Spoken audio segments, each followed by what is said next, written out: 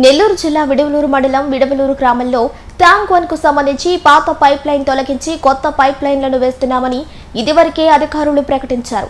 గ్రామ పంచాయతీ సెక్రటరీ ఆధ్వర్యంలో జరిగిన ఈ కార్యక్రమంలో పీవీసీ నాసిరకం పైపులు వేయటం వలన ట్యాంక్ నుండి రిలీజ్ అయిన వాటర్ నాసిరకం పైపులను పగలగొట్టుకుని బయటకు రావడం జరిగింది.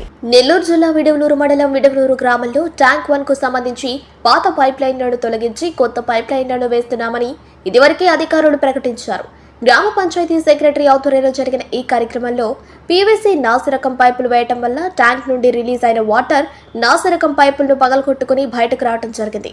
గత 5 రోజుల నుండి ప్రజలు తాగునీటి సమస్యతో బాధపడుతున్నా అధికారులు పట్టించుకోవటం లేదు. అవగాహన లేని కూలీలను తీసుకువచ్చి పైప్ లైన్లను బిగించడం వల్ల పైప్ లైన్లకు సంబంధించి నాసిరకం పీవీసీ పైప్లను వాడటం వల్ల వాటర్ ఫ్లోటింగ్ ఎక్కువ కావడంతో కనీసం 200 మీటర్లు కూడా నీటిని సరఫరా చేయలేకపోయారు.